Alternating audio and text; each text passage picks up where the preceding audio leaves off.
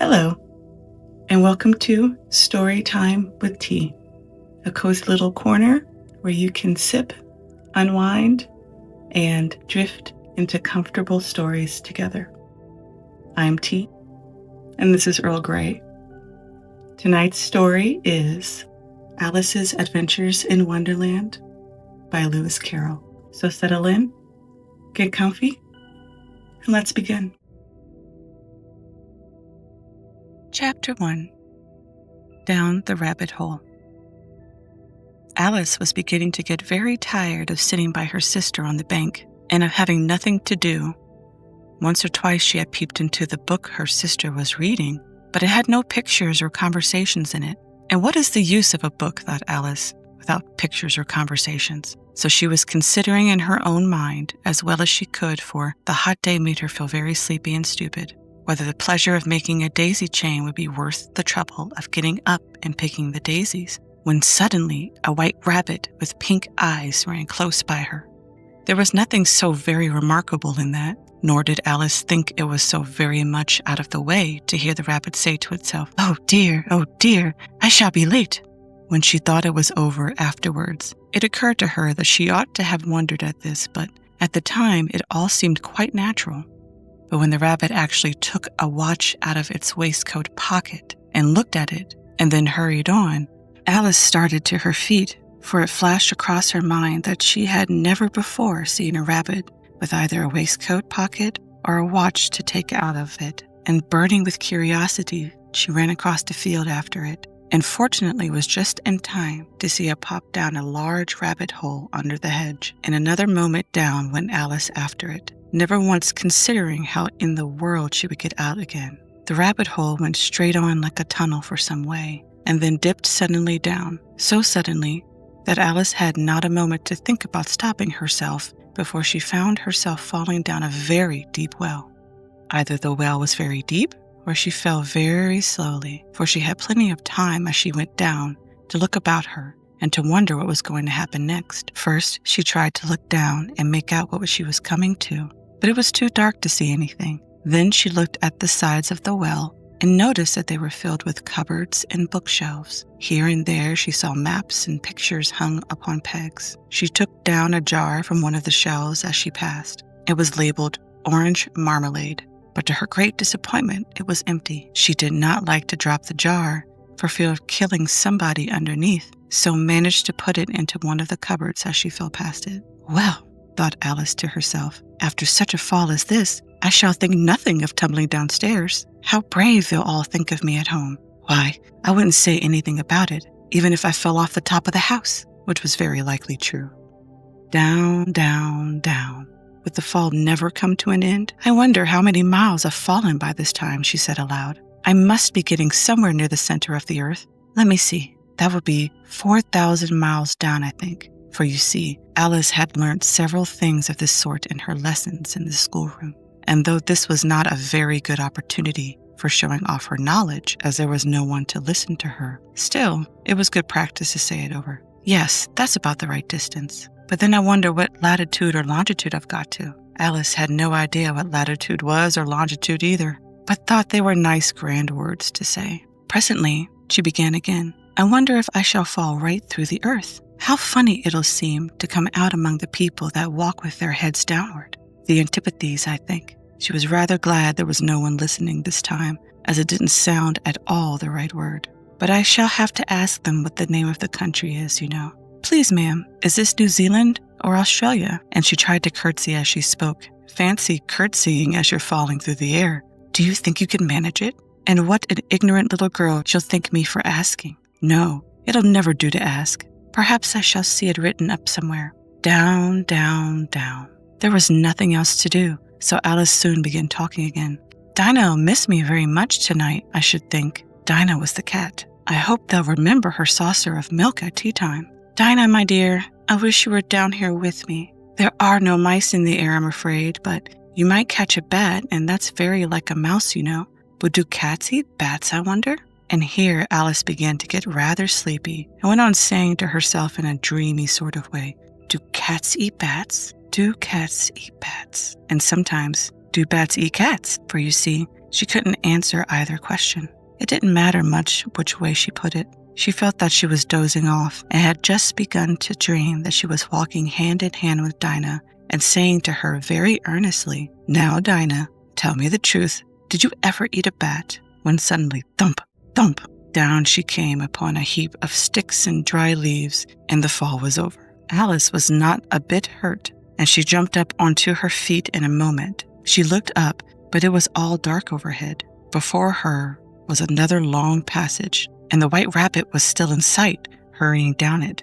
There was not a moment to be lost. Away went Alice like the wind, and was just in time to hear it say as it turned the corner, "Oh, my ears and whiskers! How late it's getting!" She was close behind it when she turned the corner, but the rabbit was no longer to be seen. She found herself in a long, low hall, which was lit up by a row of lamps hanging from the roof. There were doors all around the hall, but they were all locked. And when Alice had been all the way down one side and up the other, trying every door, she walked sadly down the middle, wondering how she will ever get out again. Suddenly, she came upon a little three-legged table, all made of solid glass. There was nothing on it except a tiny golden key, and Alice's first thought was that it might belong to one of the doors of the hall. But alas, either the locks were too large or the key was too small. But at any rate, it would not open to any of them. However, on the second time around, she came upon a low curtain she had not noticed before, and behind it was a little door about 15 inches high. She tried the little golden key in the lock, and to her great delight, it fitted. Alice opened the door and found it led into a small passage, not much larger than a rat hole. She knelt down and looked along the passage into the loveliest garden you ever saw. How she longed to get out of the dark hall and wander among those beds of bright flowers and those cool fountains. But she could not even get her head through the doorway. And even if my head would go through, thought poor Alice, it would be of very little use without my shoulders. How I wish I could shut up like a telescope. I think I could if I only knew how to begin. For you see, so many out-of-the-way things happened lately that Alice had begun to think that very few things indeed were really impossible. There seemed to be no use in waiting by the little door, so she went back to the table, half hoping she might find another key on it, or at any rate, a book of rules for shutting people up like telescopes. This time she found a little bottle on it, which certainly wasn't here before, said Alice, and round the neck of the bottle was a paper label with the words, "Drink me," beautifully printed on it in large letters. It was all very well to say, "Drink me," but the wise little Alice was not going to do that in a hurry. "No, I'll look first," she said, "and see whether it's marked poison or not," for she had read several nice little histories about children who had got burnt and eaten up by wild beasts and other unpleasant things, all because they would not remember the simple rules their friends had taught them, such as that a hot red poker would burn you if you hold it too long, and that if you cut your finger very deeply with a knife, it usually bleeds. And she had not forgotten that if you drink much from a bottle marked poison, it is almost certain to disagree with you sooner or later. However, this bottle was not marked poison, so Alice ventured to taste it. And finding it very nice, it had in fact sort of a flavor of cherry tart, custard, pineapple, roast turkey, toffee, and hot buttered toast. She very soon finished it off. "What a curious feeling," said Alice. "I must be shutting up like a telescope." And so it was indeed. She was now only 10 inches high, and her face brightened up at the thought that she was now the right size for going through the little door into that lovely garden. First, however, she waited for a few moments to see if she was going to shrink any further. She felt a little nervous about this, for it might end, you know, said Alice to herself, in my going out altogether, like a candle. I wonder what I should be like then. And then she tried to fancy what the flame of a candle is like after the candle is blown out, for she could not remember ever having seen such a thing. After a while, finding that nothing more happened, she decided on going into the garden at once. But alas for poor Alice, when she got to the door, she found she had forgotten the little golden key, and when she went back to the table for it, she found she could not possibly reach it. She could see it quite plainly through the glass, and she tried her best to climb up one of the legs of the table, but it was too slippery, and when she had tired herself out with trying, the poor little thing sat down and cried. "Come, there's no use in crying like that," said Alice to herself rather sharply. I advise you to leave off this minute. She generally gave herself very good advice, though she seldom followed it. And sometimes she scolded herself so severely as to bring tears to her eyes. And once she remembered trying to box her own ears for having cheated herself in a game of croquet she was playing against herself. For this curious child was very fond of pretending to be two people. But it's no use now, thought poor Alice, to pretend to be two people. Why, there's hardly enough of me left to make one respectable person. Soon her eye fell on a little glass box that was lying under the table. She opened it and found in it a very small cake on which the words, "Eat me," were beautifully marked in currants. Well, I'll eat it, said Alice, and if it makes me grow larger, I can reach the key, and if it makes me grow smaller, I can creep under the door, so either way I'll get into the garden, and I don't care what happens. She ate a little bit and said anxiously to herself, Which way? Which way?" holding her hand on the top of her head to feel which way it was growing. And she was quite surprised to find that she remained the same size. To be sure, this gradually happens when one eats cake, but Alice had gotten so much into the way of expecting nothing but out-of-the-way things to happen that it seemed quite dull and stupid for her to go on in the common way. So she set to work and very soon finished off the cake. Chapter 2. The Pool of Tears. "Curiouser and curiouser," cried Alice. She was so much surprised that for the moment she quite forgot how to speak good English. "Now I'm opening out like the largest telescope that ever was. Goodbye, feet." For when she looked down at her feet, they seemed to be almost out of sight. They were getting so far off. "My poor little feet. I wonder who will put on your shoes and stockings for you now, dears. I'm sure I shan't be able. I shall be a great deal too far off to trouble myself about you. You must manage the best way you can. But I must be kind to them," thought Alice, "or perhaps they won't walk the way I want to go. Let me see. I'll give them a new pair of boots every Christmas." And she went on planning to herself how she would manage it. They must go by the carrier, she thought. And how funny it'll seem, sending presents to one's own feet. And how odd the directions will look. Alice's right foot, Esquire. Hearth rug, near the fender, with Alice's love. Oh dear, what nonsense I'm talking. Just then, her head struck against the roof of the hall. In fact, she was now more than 9 feet high, and she at once took up the little golden key and hurried off to the garden door. Poor Alice! It was as much as she could do, lying down on one side, to look through into the garden with one eye, but to get through was more hopeless than ever. She sat down and began to cry again. "You ought to be ashamed of yourself," said Alice. "A great girl like you," she might as well say this, "to go on crying in this way. Stop this moment, I tell you."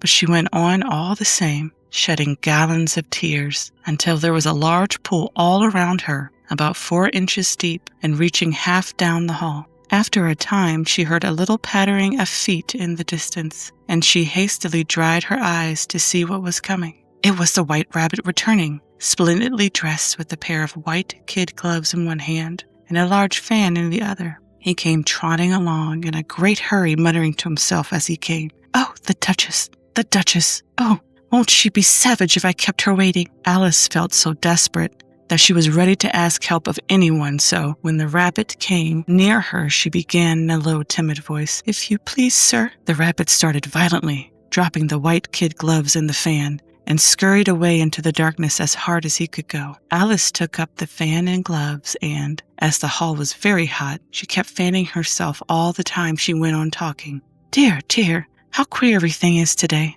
And yesterday things went on just as usual. I wonder if I've been changed in the night. Let me think. Was I the same when I got up this morning? I almost think I can remember feeling a little different. But if I'm not the same, the next question is, who in the world am I? Ah, that's the great puzzle." And she began thinking over all the children she knew that were of the same age as herself, to see if she could have been changed for any of them. "I'm sure I'm not Ada," she said, "for her hair goes in such long ringlets, and mine doesn't go in ringlets at all. And I'm sure I can't be Mabel, for I know all sorts of things, and she knows such very little. Besides, she's she, and I'm I, and oh dear, how puzzling it all is. I'll try if I know all the things I used to know. Let me see, 4 times 5 is 12, and 4 times 6 is 13, and 4 times 7 is... Oh dear, I shall never get to 20 at that rate. However, the multiplication table doesn't signify. Let's try geography. London is the capital of Paris, and Paris is the capital of Rome, and Rome... No, that's all wrong. I'm certain I must have been changed from Mabel.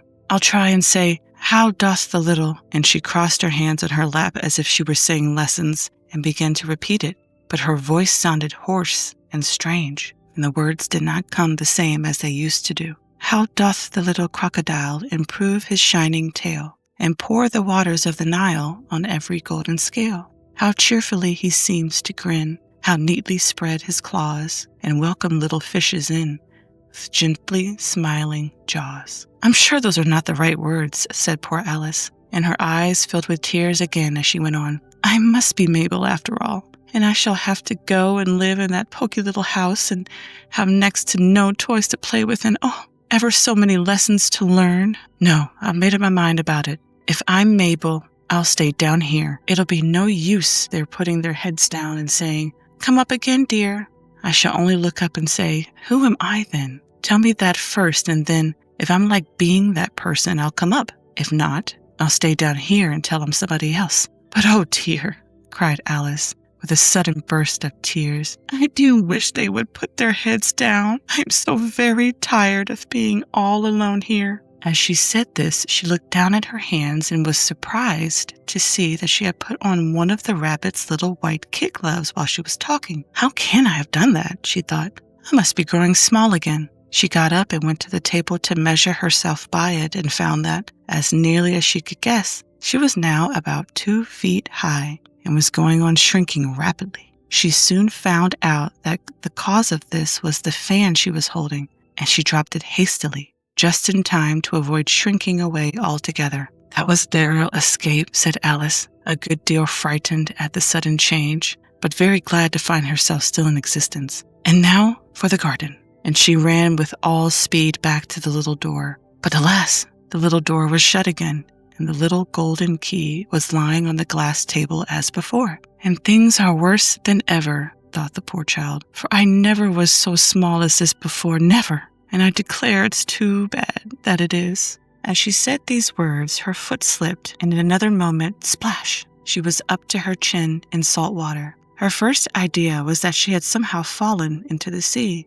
And in that case, I can go back by railway, she said to herself. Alice had been on the seaside once in her life and had come to the general conclusion that wherever you go to on the English coast, you find a number of bathing machines in the sea, some children digging in the sand with wooden spades, then a row of lodging houses, and behind them, a railway station. However, she soon made out that she was in the pool of tears she had wept when she was 9 feet high. I wish I hadn't cried so much, said Alice, as she swam about trying to find her way out. I shall be punished for it now, I suppose, by being drowned in my own tears. That will be a queer thing, to be sure. However, everything is queer today. Just then she heard something splashing about in a pool a little way off, and she swam nearer to make out what it was. At first she thought it must be a walrus or a hippopotamus, but then she remembered how small she was now, and she soon made out that it was only a mouse that had slipped in like herself. Would it be of any use now, thought Alice,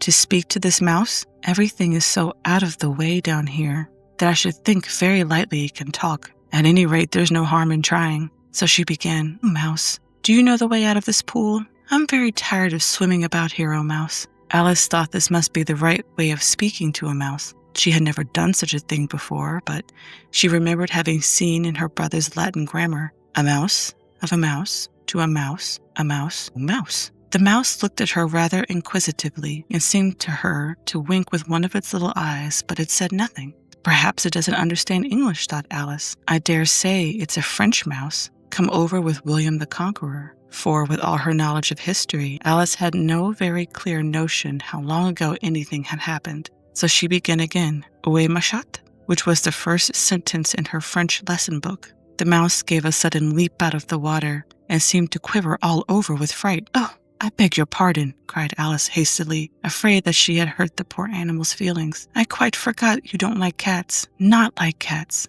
cried the mouse in a shrill, passionate voice. Would you like cats if you were me? Well, "Perhaps not," said Alice in a soothing tone. "Don't be angry about it. And yet I wish I could show you our cat Dinah. I think you'd take a fancy to cats if you could only see her. She is such a dear, quiet thing," Alice went on, half to herself as she swam lazily about the pool. "And she sits purring so nicely by the fire, licking her paws and washing her face. And she is such a nice, soft thing to nurse. And she's such a capital one for catching mice." "Oh, I beg your pardon," cried Alice again, for this time the mouse was bristling all over, and she felt certain it must be really offended. "We won't talk about her any more if you'd rather not." "We indeed," cried the mouse, who was trembling down to the end of his tail. "As if I would talk on such a subject. Our family always hated cats. Nasty, low, vulgar things. Don't let me hear the name again." "I won't indeed," said Alice, in a great hurry to change the subject of conversation.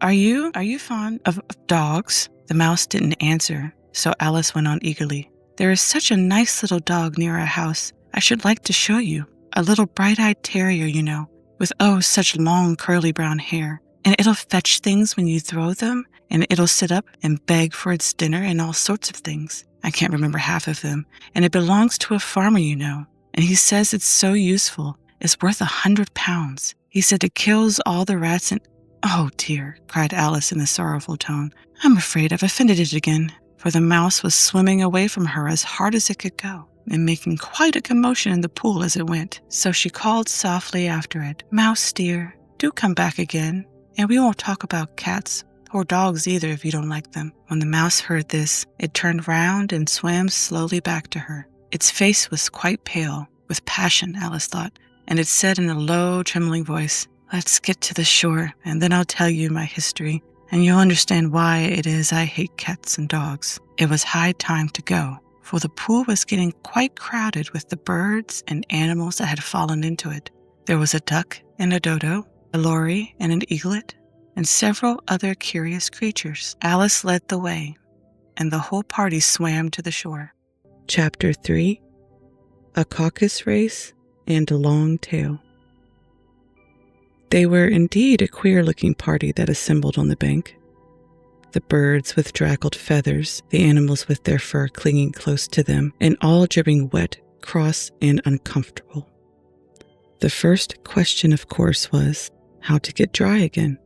They had a consultation about this, and after a few minutes it seemed quite natural to Alice to find herself talking familiarly with them, as if she had known them all her life. Indeed, she had quite a long argument with the lory, who at last turned sulky and would only say, "I am older than you and must know better."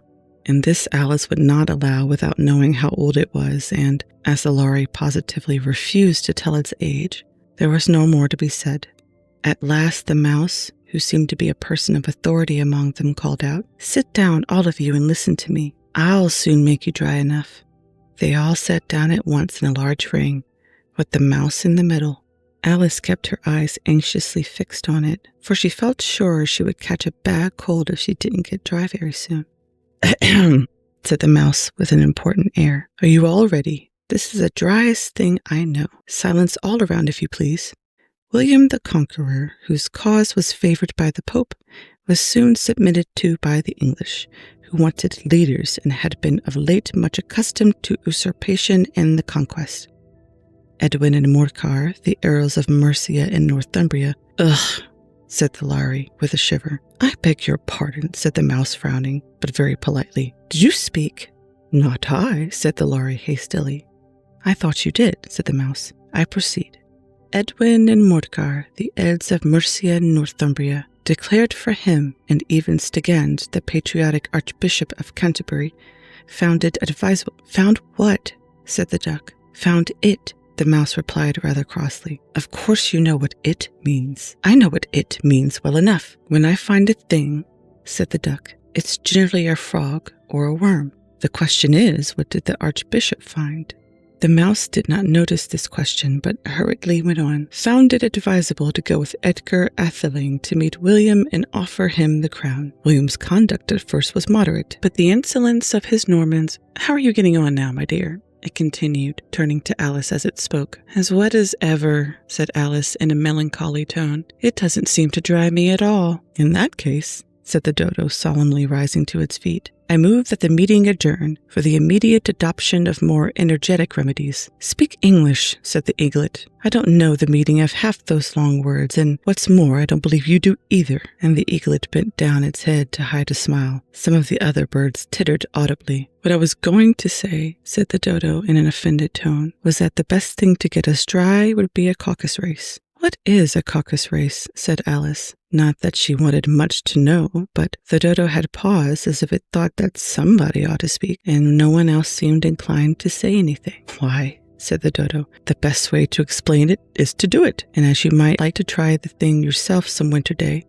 I will tell you how the dodo managed it. First, it marked out a race course in a sort of circle. The exact shape doesn't matter, it said. And then all the party were placed along the course here and there. There was no 1, 2, 3, and away, but they began running when they liked and left off when they liked, so that it was not easy to know when the race was over. However, when they had been running half an hour or so, and were quite dry again, the dodo suddenly called out, "The race is over," and they all crowded round it, panting and asking, "But who has won?" This question the dodo could not answer without a great deal of thought, and it sat for a long time with one finger pressed upon its forehead, the position in which you usually see Shakespeare in the pictures of him, while the rest waited in silence.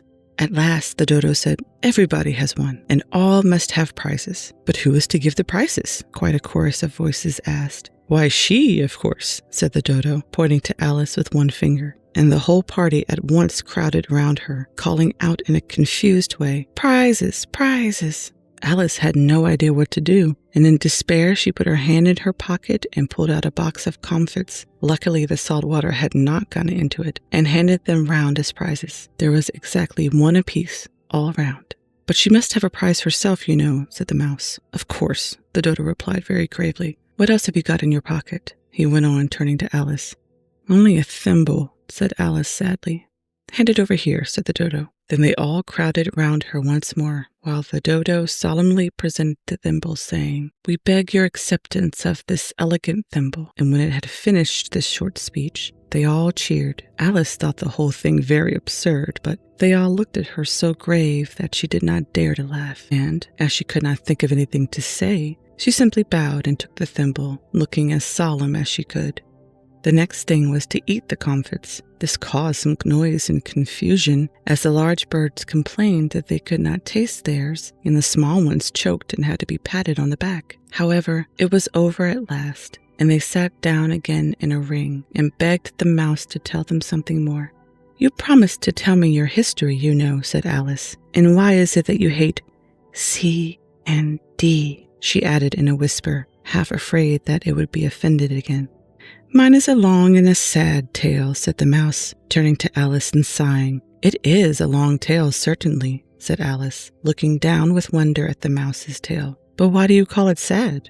And she kept on puzzling about it while the mouse was speaking, so that her idea of the tale was something like this. Fury said to a mouse that he met in a house, "Let us both go to law. I will prosecute you. Come, I'll take no denial. We must have a trial, for really this morning I've nothing to do." Said the mouse to the cur, "Such a trial, dear sir, with no jury or judge, would be wasting our breath. I'll be the judge. I'll be the jury," said cunning old Fury. "I'll try the whole cause and condemn you to death." "You are not attending," said the mouse to Alice severely. "What are you thinking of?" "I beg your pardon," said Alice very humbly. "You had got to the 5th bend, I think." "I had not," cried the mouse sharply and very angrily. "A knot," said Alice, always ready to make herself useful and looking anxiously about her. "Do let me help to undo it." "I shall do nothing of the sort," said the mouse, getting up and walking away. "You insult me by talking such nonsense." "I didn't mean it," pleaded poor Alice. "But you're so easily offended, you know."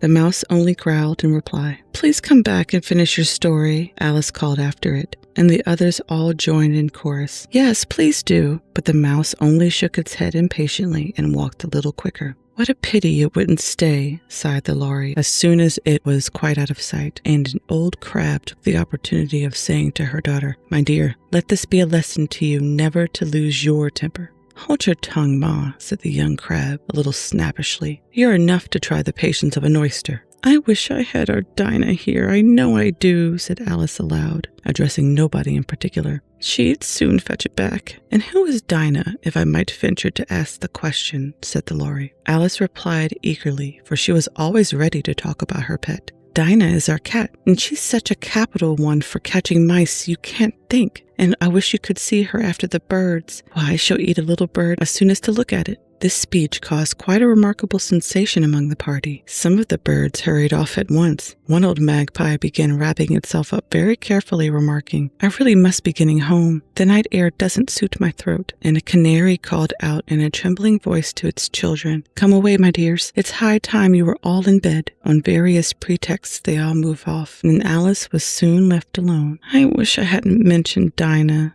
she said to herself in a melancholy tone. "Nobody seems to like her down here, and I'm sure she's the best cat in the world. Oh, my dear Dinah, I wonder if I shall ever see you any more." And here poor Alice began to cry again, for she felt very lonely and low-spirited. In a little while, however, she again heard a little pattering of footsteps in the distance, and she looked up eagerly, half hoping that the mouse had changed its mind and was coming back to finish his story.